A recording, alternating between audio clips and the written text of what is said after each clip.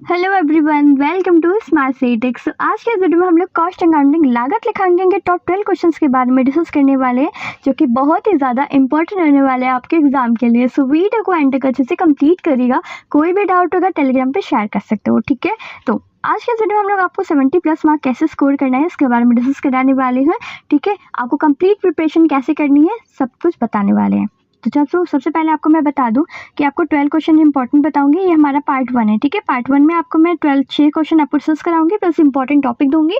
आप उसे notes ready करना, ठीक है। अगर आप उसको PDF नोट्स चाहते हो इस पर, तो वो भी आपको मिल जाएगा, टेलीग्राम से प्रोवाइड होंगे, ठीक।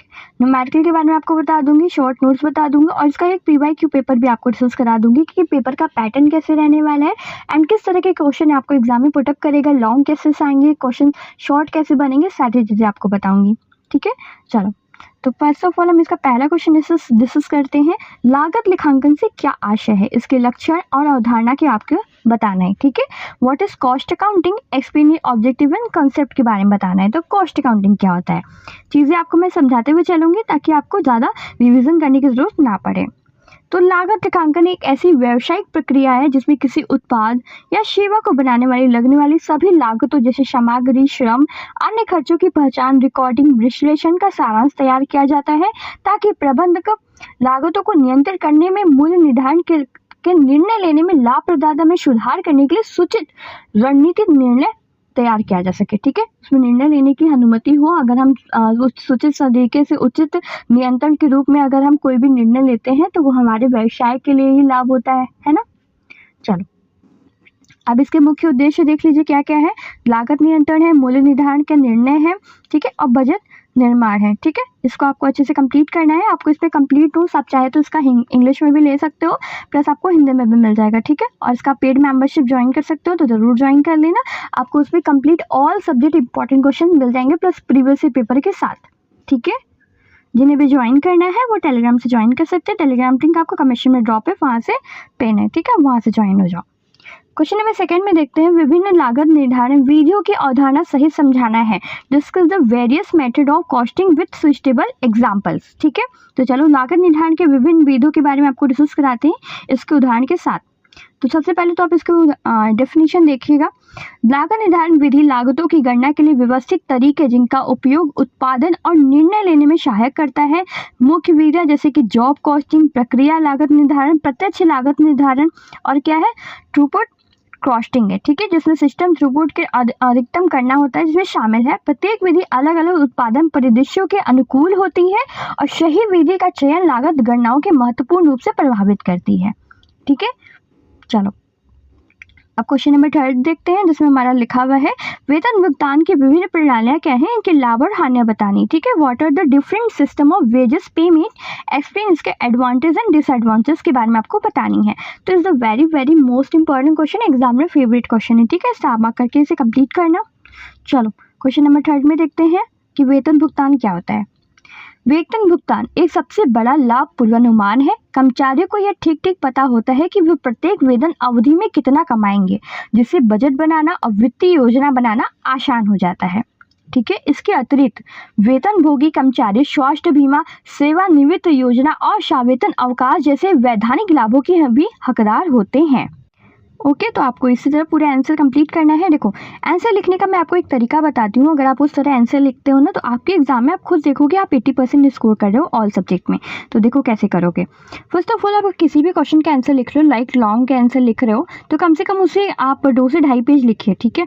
2 से 2.5 पेज लिखने का क्या तात्पर्य होता है कि अगर आप 2 से 2.5 पेज लिखते हो ना, चाहे आप इंग्लिश में लिख रहे हो चाहे हिंदी में लिख रहे हो, ठीक है, दोनों लैंग्वेज अगर आप लिख रहे हो तो उसे अच्छे से लिखो, ठीक है। ऐसे एक फॉर्मेट बनाइए, ठीक है। कैसे लिख रहे हैं उसका फॉर्मेट, फर्स्ट ऑफ ऑल क्या लिखोगे, पहले तो आप उस क्वेश्चन का डेफिनेशन लिखोगे। जैसे मान लो पूछा है कि कॉस्ट अकाउंटिंग क्या होता है, ठीक है, तो आप इसका पहले डेफिनेशन लिख दो, ठीक है। एक राइटर के अनुसार, मतलब कि एक लेखक के अनुसार आप परिभाषा लिख सकते हैं। देन आप डबल इन्वर्टेड कॉमा में कुछ ब्लैक पेन से इन्वर्टेड मतलब कि इंपॉर्टेंट लाइन लिख सकते हैं कि एग्जैक्टली कॉस्ट अकाउंटिंग होता क्या है, ठीक है, पहले तो आपने डिफिनेशन बता दिया, नेक्स्ट आपने क्या किया, राइटर के अनुसार बता दिया, देन इन्वर्टेड कॉमा हम उसे डिनोट करके बता रहे हो कि एग्जैक्टली कॉस्ट अकाउंटिंग यही होता है।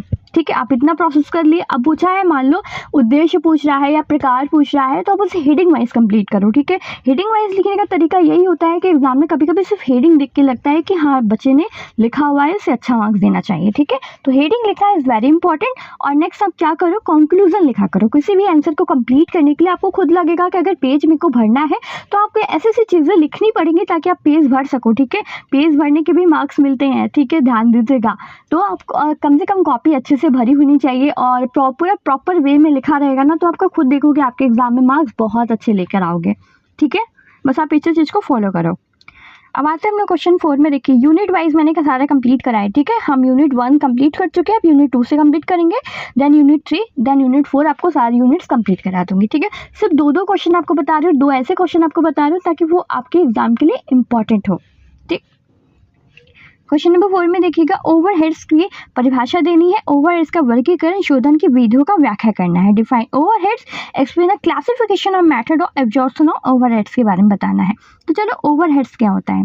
ठीक है, ओवरहेड्स लागते वे निरंतर खर्चे जिनका भुगतान कोई व्यवसाय करता है, चाहे उसकी बिक्री कितनी कम हो या ज़्यादा हो। कंपनी के उत्पाद या सेवाएं जैसे सामग्री और श्रम के निर्धारण में वितरण से जुड़ी प्रत्यक्ष लागतों के विपरीत ओवरहेड लागतें अप्रत्यक्ष खर्चे में शामिल किए जाते हैं। ठीक है, किसमें शामिल किए जाते हैं, अप्रत्यक्ष खर्चों में कौन सा शामिल होता है, ओवरहेड शामिल होता है। ठीक है, ओवरहेड्स लागतें। चलो, क्वेश्चन नंबर हमारा अब हम कंप्लीट करेंगे यूनिट 3 से। क्वेश्चन नंबर 5, एक लागत पत्रक तैयार कीजिए, इसमें सम्मिलित तत्वों को समझाइए। ठीक है, prepare cost sheet, explain the components included in it. तो अभी तो चैनल को सब्सक्राइब नहीं किया है ना, तो प्लीज़ कर लो। आई होप आप लोग को वीडियो अच्छी लग रही हो। आपको ऐसे ही नेक्स्ट सब्जेक्ट की वीडियो भी आपको चाहिए तो मुझे अपने कमेंट सेक्शन में सब्जेक्ट की नेम ड्रॉप कर दीजिएगा। ठीक है, सब्जेक्ट नेम बता दीजिए कि आपका कौन सा सब्जेक्ट है, मैं उसके अकॉर्डिंग आपको नेक्स्ट इसी तरह एकदम बेस्ट सेशन लेके आऊँगी, पार्ट वाइज लेके आऊँगी, ताकि बस 2-3 से पार्ट आप पढ़ लो और आपकी प्रिपरेशन एकदम कंप्लीट हो जाए। ठीक है, आपको मैं एक प्रीवियस पेपर पैटर्न भी डिस्कस करा दूँगी जिससे आपकी कंप्लीट प्रिपेयर हो जाएगी। चलो, तो आई होप आप लोग ने कर लिया होगा, फिर से बोलने की ज़रूरत तो नहीं है शायद, है ना। चलो, एक लागत पत्र उत्पादन से संबंधित विभिन्न लागतों की विस्तृत विवरण होती है जो कुल लागत निर्धारित करने, मूल्य निर्धारण में निर्णय लेने और लागतों को नियंत्रित करने में मदद करती है।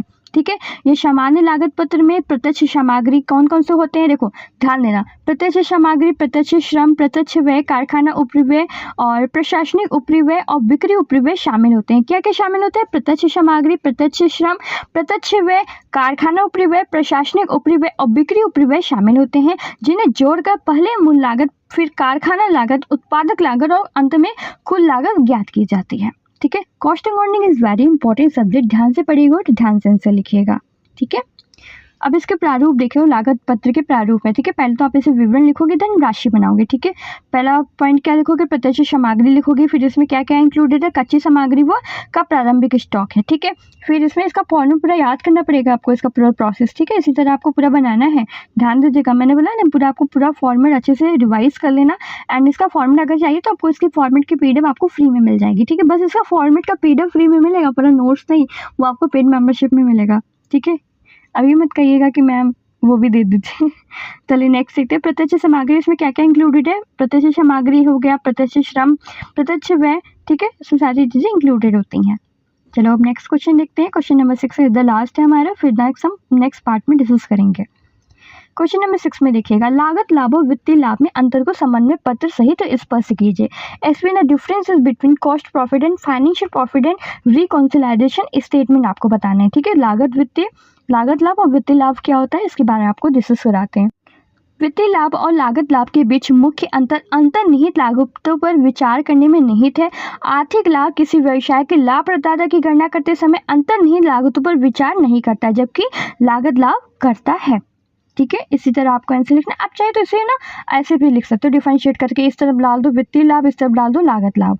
ठीक है, आप इसे ऐसे भी लिख सकते हो, एंड आप जबकि करके होता नहीं है कि वित्तीय लागत में होता है ऐसा होता है, जबकि लागत में ऐसे नहीं होता है। आप इस तरह भी लिख सकते हो, पॉइंट वाइज भी लिख सकते हो, डिफरेंशिएट भी कर सकते हो और हेडिंग वाइज भी लिख सकते हो। ठीक है, आपको जैसे सूटेबल लगे, आप जैसे याद किए हो वैसे लिख सकते हो। आपको इसका कंप्लीट नोट्स हमारे टेलीग्राम पर मिल जाएगा, जल्दी से ज्वाइन करिए। अगर आप आज ज्वाइन करते तो आपको बेस्ट ऑफर में मिल जाएगा। ठीक है, तो मिलते हैं ऐसे ही नेक्स्ट वीडियो में पार्ट 2 के लिए। जल्दी से देख लीजिएगा, कल तक पार्ट 2 भी आ जाएगा और इसके पार्ट 2 के वीडियो की लिंक आपको कमेंट में ड्रॉप मिलेगी, ठीक है, आप वहाँ से ज्वाइन कर सकते हैं। तो चलो मिलते हैं नेक्स्ट वीडियो, तब तक के लिए bye bye. So thank you for watching and best of luck.